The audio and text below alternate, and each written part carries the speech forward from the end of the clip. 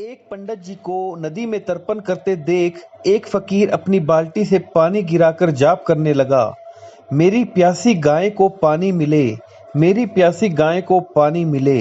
पंडित जी के पूछने पर उस फकीर ने कहा कि जब आपके चढ़ाए जल और भोग आपके पुरखों को मिल जाते हैं तो मेरी गाय को भी मिल जाएगा।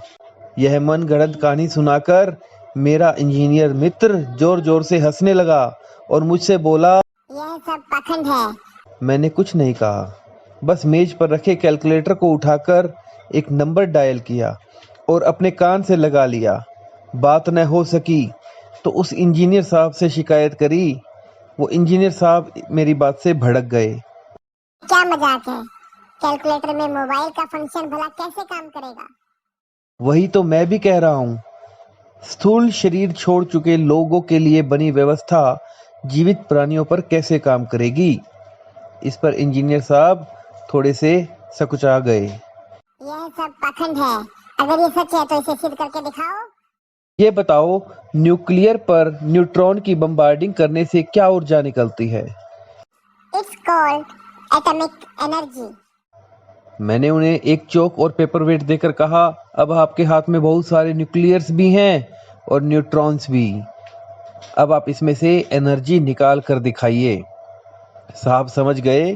कहने का मतलब है कि यदि हम किसी तथ्य को प्रत्यक्ष सिद्ध नहीं कर सकते तो इसका अर्थ है कि हमारे पास समुचित ज्ञान, संसाधन या अनुकूल परिस्थितियां नहीं हैं। इसका मतलब ये कभी नहीं है कि वह तथ्य ही गलत है, क्योंकि सिद्धांत रूप से हवा में हाइड्रोजन और ऑक्सीजन दोनों मौजूद हैं।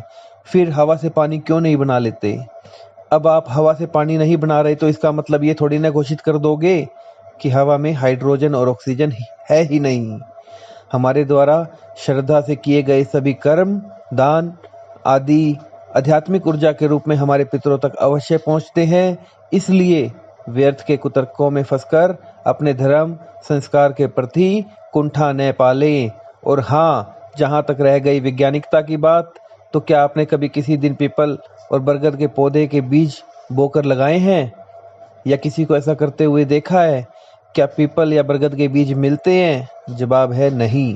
ऐसा इसलिए क्योंकि बरगद या पीपल की कलम चाहे जितनी मर्जी रोप लो, परंतु वह नहीं लगेगी।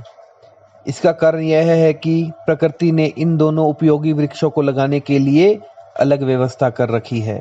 जब कोई इन दोनों वृक्षों के फल खाते हैं तो उनके पेट में ही बीज की प्रोसेसिंग होती है, और जब बीज उगने लायक हो जाते हैं तब उसके पश्चात कोई जहाँ जहाँ बीट करते हैं वहाँ वहाँ पर ये दोनों वृक्ष उग जाते हैं।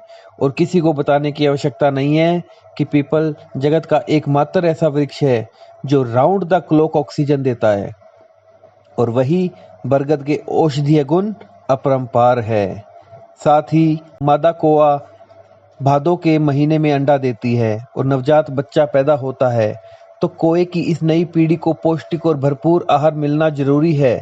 शायद इसलिए ऋषि मुनियों ने कौओं के इन नवजात बच्चों के लिए ही हर छत पर श्राद्ध पक्ष में पौष्टिक आहार की व्यवस्था कर दी होगी, जिससे कौओं की नई पीढ़ी का पालन पोषण हो जाए।